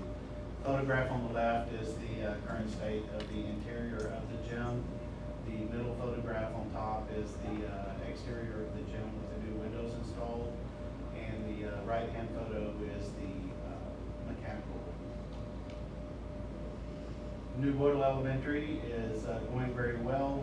As you know, we've had a lot of rain recently. That's affecting all projects. We've got some concrete poured in the, which will be on the south end of the building, and the right-hand photograph is a drone picture that was taken with the assistance of Anthony Lusk in our technology department, as well as a media teacher from Brazos High School. And due to the urgency to get this picture here for tonight, he will have his students involved in taking further pictures. I asked him to go a little bit higher next time so we can get the entire campus in there. But we've also, if they're not already online, we've also got on our website a time-lapse photos that Anthony Lusk has also set up for us. And it's really interesting to watch the progress of this. And they'll be in place until the completion of the building. And then we'll move it to the next one. Polk Elementary is very wet.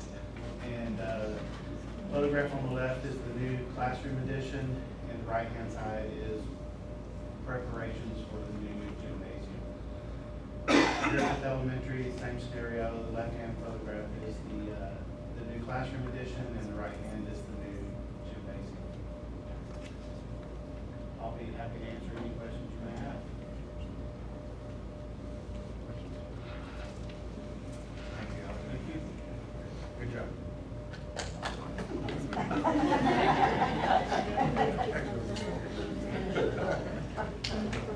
Next is preliminary budget assumptions and anticipated.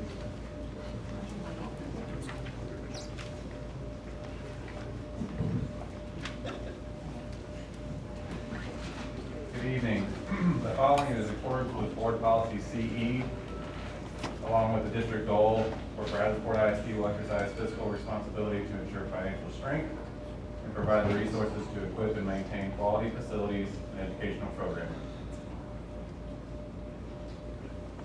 This slide may look familiar, but we went over it last month. We're going to focus on the first item, thank goodness, not the rest of it. The guiding principles, which will set the priorities for which the budget will be set. It is by participation from key educational staff. The survey included board members, campus administrators, along with district administrators. We had 34 respondents, as illustrated in the pie graph. There were 2 items that were addressed. Student achievement is supported by all resources. So this will focus in on how we're going to utilize our funds and prioritize those needs based on the results. In addition to that, there's an additional category of address human capital, retention, and recruitment. It is ranked in priority. Basically, the higher the number, the higher the priority. The section to the left is all respondents.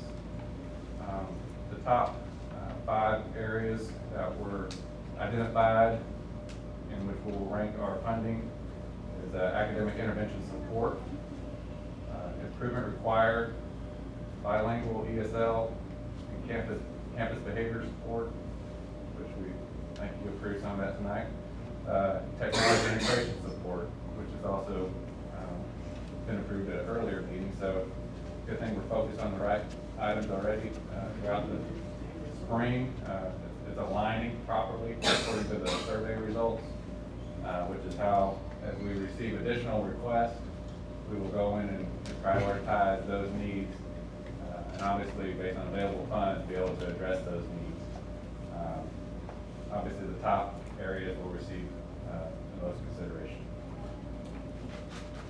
And then for the top 5 categories, you look at the board results, 3 out of 5 are the same as the all results, so very similar in nature. And nothing was really out of the ordinary between the 2. So again, the board and management are on the same page as well, which is always a plus. As far as addressing human capital, again, we were in alignment again this evening, along with the competitive stipends for critical needs being the highest, along with competitive pay. Those are the 2 areas addressed by both all respondents and the board, which is where we're going to focus our funds this year. In fact, we just did. This was important for me, and along with everyone else, adopting a balanced budget. It's always good to have a conservative group to know that we can sustain our efforts moving forward. No one likes large adjustments to the negative in 1 year, and building a budget that we can sustain is something that's important. And everyone either strongly agreed or were neutral. No one disagreed or strongly disagreed, so it's important to have that moving forward. I think it shows the community again that we are looking forward as far as a sustainable plan. If Washington had numbers like this. What Mr. Whitehead just passed out for the handout for written responses. Each individual who submitted a response had the opportunity to answer some, or provide some written feedback, along with answer 2 other questions and then provide additional comments. I included that in there for your review. We'll also take those items into consideration as we're looking over. It helps clarify some of the information as well.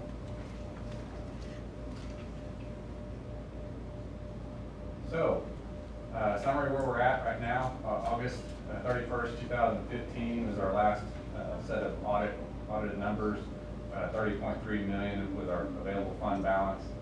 We budgeted a surplus for 15-16 school year of 3.5 million. That was following a deficit in the year before. That's all been discussed in detail numerous times throughout the past few years. Current year developments, our enrollment has not grown as much as we had anticipated this year, down roughly or flat instead of an estimated increase of about 100. So that cost us about a $500,000 in revenue. We did have some additional costs, which was approved mid-year incentive, $856,000, and then a special ed residential care service for 1 student, $302,000. We're well within our contingencies that we built into the budget, so we're in good shape. So we should be able to maintain that surplus that we planned. As far as the budget development status, campus needs assessments are taking place on campus by the site-based decision-making team. The compensation review is done. We're actually ahead of schedule on that one, so that's a plus. Campus allocations based on projected enrollment has been distributed.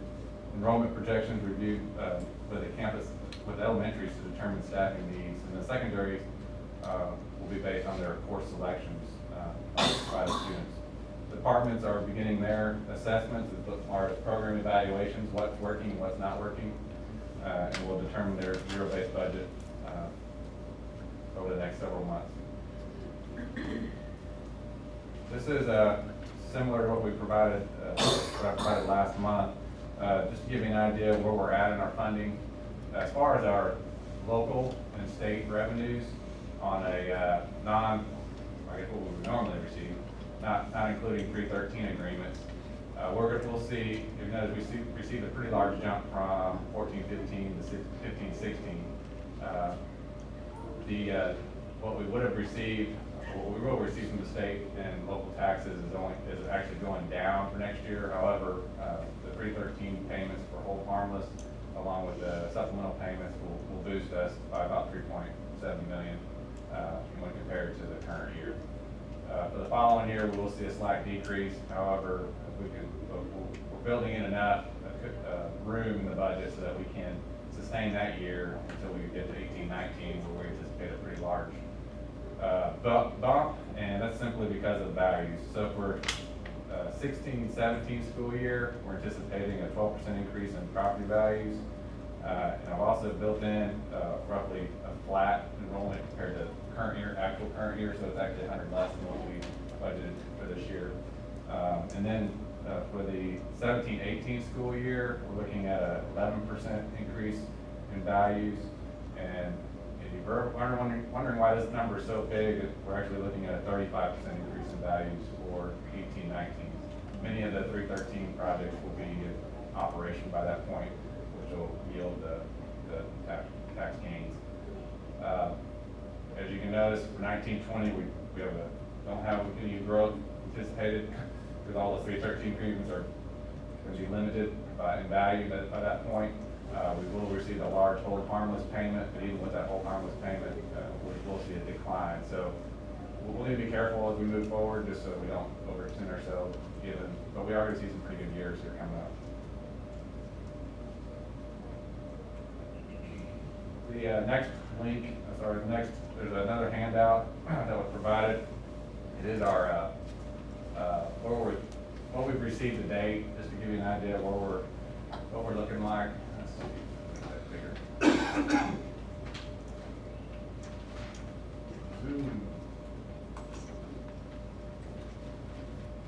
We've had one anticipated decrease, but really just a wash. Like I said, we're early in the process, so we'll start seeing additional program evaluations to determine what we may or may not continue for next year. Based on what we received today, been requested for a restructure in the counselor area, moving to a counselor coordinator. So the counselor coordinator has been added down here as a requested item, and then a reduction in a counselor position. So shift there, it's a small, as far as funding wise, a small shift. The compensation, this is what was just approved. Thank you. 2.9 million be the single largest item. It better be the single largest item in the budget increase. We had the one-to-one initiative as previously approved. We put in dollar amounts here: $520,000 for the digital coaches, $120,000 for the technicians. The Distinguished Accomplished Teacher Incentive, again, approved this evening. I was hoping you would approve it. It's already on the schedule. But just to give you an idea of where we're landing as far as available funds. So that's $120,000. Attendance incentive, we estimated 100, may not be that much, based on, there's a lot of variables, obviously, with that one.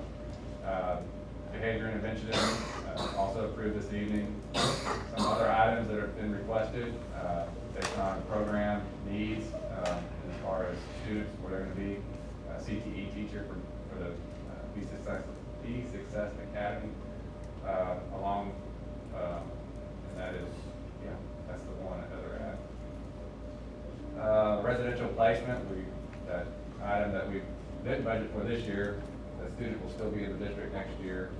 We'll need to provide that service again, so we're going to go ahead and budget for it next year. We're putting that number in. And then the AVID program, which was approved for FIS 315, has been included as well. So about 4.3 million of additional items, most of it personnel and raises. Here's a recap of our local dollars. We'll see a $3.7 million increase in revenues. So we started off the year with a surplus, budgeted surplus. So bottom line, we'll have a surplus again next year, about $3 million so far. I'm sure there'll be some additional requests as we move through the rest of the spring. We'll evaluate and prioritize based on your guiding principles survey. So just to, I don't know if y'all were going to lose sleep tonight, not knowing if we're going to be able to fund all this, but we are. So you can rest assured it's good to go.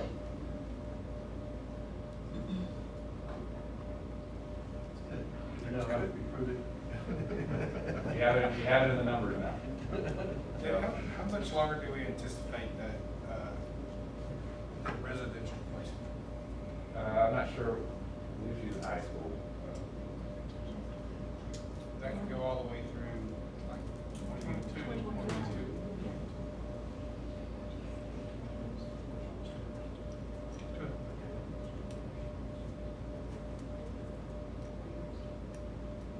Be happy to answer any questions. We are pretty early. Of course, we did knock out a pretty big chunk of it already, but as far as the available funds, but as we move through it, I'm sure there'll be some additional items that we'll present each month as far as requested from campuses and parks.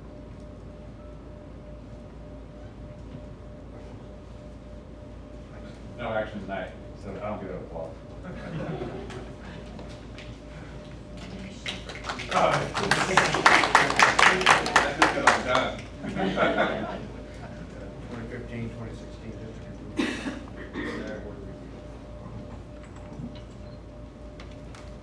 Good evening, and in accordance with DQ local and each district goal, it's my pleasure to give the report on the third quarter progress made on the district improvement plan. You have a copy of the third quarter review in your board book. In 2015-16, BISD District Improvement Plan has 5 goals, 39 performance objectives, and 153 strategies. The district performance objectives are written to align with the district goals. Strategies are written as action plans to achieve district performance objectives. Progress on strategies is measured as accomplished, considerable progress, some progress, no progress, and discontinued. This pie chart illustrates the extent to which the district improvement plan has been implemented. 48% of strategies were accomplished during the third quarter. 43% had considerable progress, 8% had some progress, 0% had no progress made, and there was 1 discontinued strategy.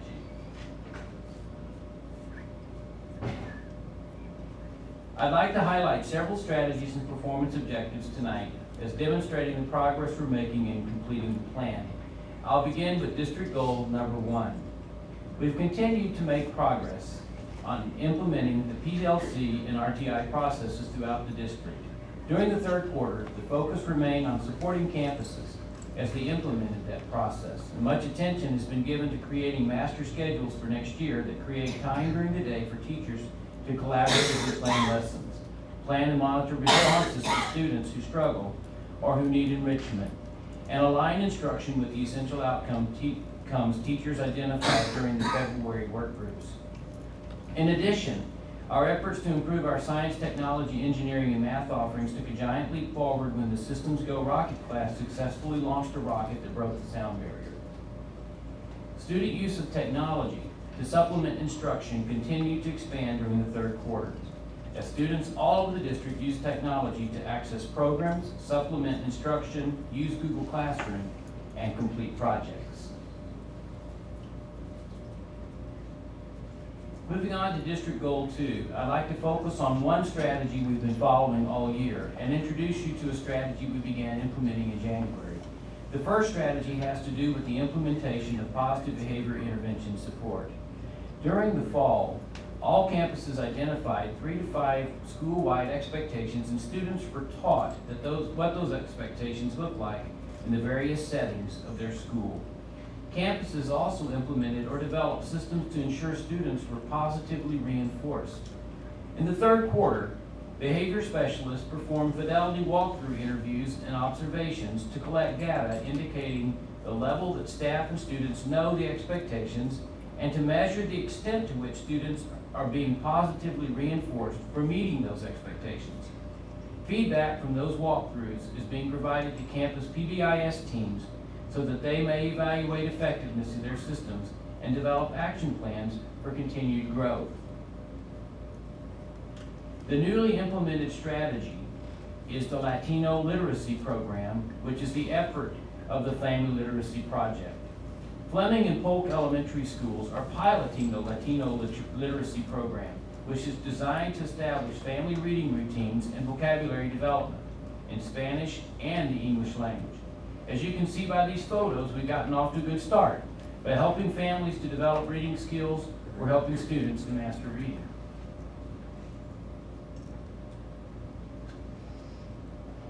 And we are frozen. There we go. We'll show it anyway. We continue to promote, communicate, and market BISD in our community and with our business and industry partners using a variety of media. During the third quarter, the Brazosport Facts ran several articles featuring the great things our students and teachers are doing. The B-Brag and weekly newsletter continues to showcase BISD students and teachers to the community.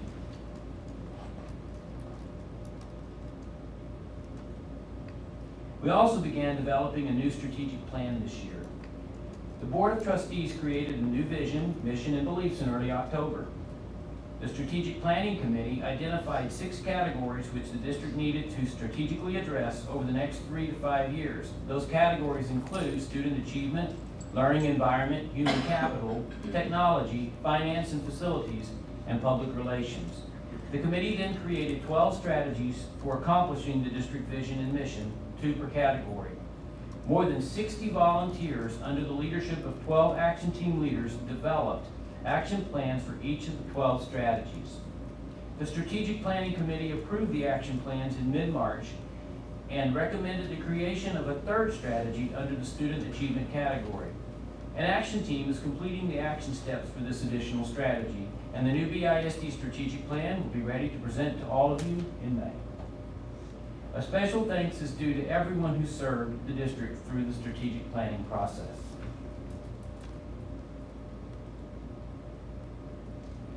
One of the strategies under Goal 4 is to use the educational foundation to secure sustainable alternative funding sources.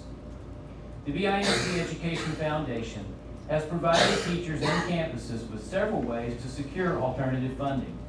The Founders Campaign raises revenues from industry, business individuals, civic organizations, and private foundations interested in funding worthwhile education programs. To date, the Founder Campaign has raised $233,682.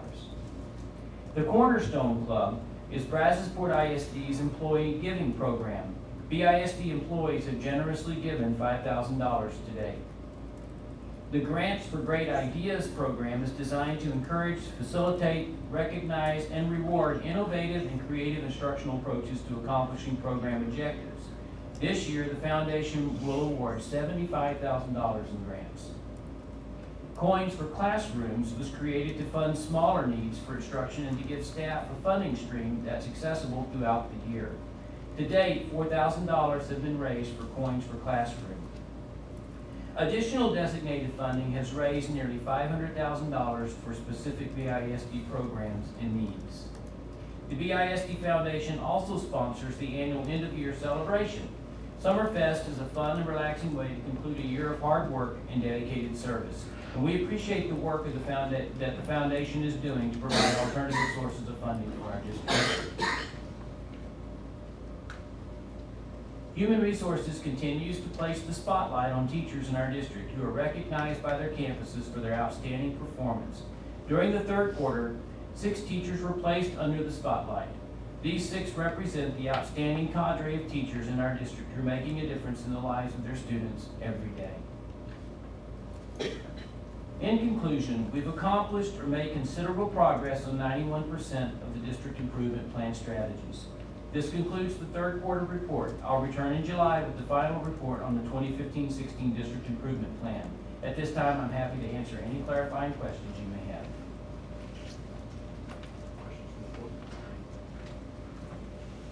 Thank you, Rob. You're welcome. Next, we have board committee reports.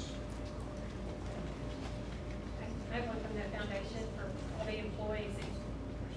If you didn't get to go last year to the end of year celebration, it's a lot of fun. We had a great time, and please RSVP, and we're excited about it again this year. I think we have 35 board members. 35 board members from throughout the community, and we're so excited. We can't wait. We get to serve you, and we'll get to eat, dance, and play. And it's just a lot of fun. So please come.